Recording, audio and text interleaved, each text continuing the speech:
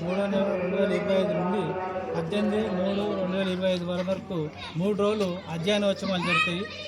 అదేవిధంగా 19 నుండి 25 వరకు బ్రహ్మోత్సవాలు జరుగుతాయి. దాంట్లో భాగంగానే పాల్గొన బహుళ పంచమి బుధవారం రోజున పుట్ట బంగారం అంటే అక్కడ పుట్ట దగ్గర వేసి పూజ చేసి మట్టి తీసుకొస్తారు. ఆ రోజు కార్యక్రమము బ్రాహ్మణ్స్ చేస్తారు, అయ్యవాళ్ళు బ్రాహ్మణ్స్ చేస్తారు. ఆ రోజు ఖర్చు అంతా వాళ్ళే పెట్టుకుంటారు.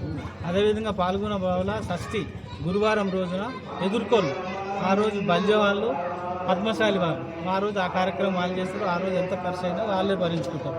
పాల్గొన్న బహుళ సప్తమి శుక్రవారం రోజున కళ్యాణం ఆ రోజు వయసులు అంటే కోమటోలు చేస్తారు. ఆ రోజు ఖర్చు బాగుంటుంది, జనం బాగుంటారు. కాబట్టి అప్పట్లో సావుకారుల దగ్గర ధనం ఉండదు కాబట్టి సావుకారులు కేటాయించారు. అదే ఆనవాయితీ ఈ రోజు వరకు కొనసాగుతుంది. ఆ రోజు కోమటోలు చేస్తారు.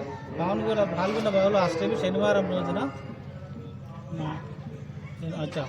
తర్వాత ఆ రోజు ఆరోగ్యం ఏమంటారు, కళ్యాణం అయిన తర్వాత స్వామివారిని ఊరేగింపు అన్నట్టు ఏమంటారు దాన్ని అంబారీ శావ మీద చేస్తారు, ఏనుగు ఎక్కించి ఊరేగింపు చేస్తారు అన్నట్టు. ఆ రోజు గౌడ్స్ చేస్తారు, గౌడ్స్ ఖర్చు భరించుకుంటారు. తర్వాత పాల్గొన్న నవమి ఆదివారం రోజున రథ ప్రతిష్ట. అప్పట్లో రెడ్లకు ఇచ్చారు. అప్పట్లో ఆర్థికంగా చదువులలో ప్రతి దాంట్లో ముందున్న వాళ్ళే కాబట్టి ఖర్చు ఎంతైనా భరించగలుగుతారన్న ఉద్దేశంతో అప్పట్లో వారు రెడ్లకు కేటాయించారు. కాబట్టి రథ కార్యక్రమం ఎంత ఖర్చు అయినా వారు రెడ్డు చేస్తారు.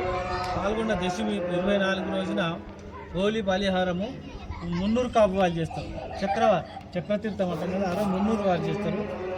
ఏకాదశి రోజున ముష్టిగొల్ల వాళ్ళు చేస్తారు. దాన్ని ఏమంటారు, దాన్ని లాస్ట్ రోజు శతఘటాభిషేకం దేవోత్సవం ఆరంభం చేసి ఆ రోజు సమర్పణం అయిపోతుంది. కాబట్టి ఆ రోజు ముష్టిగొల్ల వాళ్ళు చేస్తారు.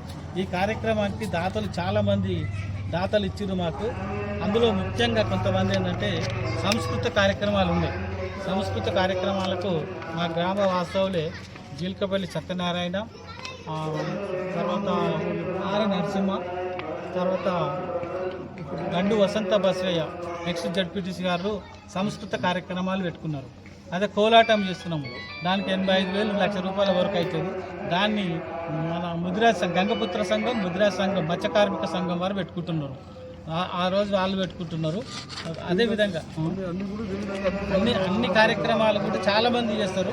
ఇక అంతమంది పేర్లు చెప్పలేము కాబట్టి ముఖ్యమైన వాళ్ళు పెద్ద అమౌంట్ వాళ్ళు ఉన్నారు కాబట్టి వాళ్ళ పేర్లు కొన్ని చెప్పినాము, అన్ని చెప్పలేకపోతున్నాం. కాబట్టి ఈ బ్రహ్మోత్సవాలకు భక్తులు అధిక సంఖ్యలో పాల్గొని బ్రహ్మోత్సవాలను విజయవంతం చేయాలని చెప్పి కోరుకుంటున్నాం.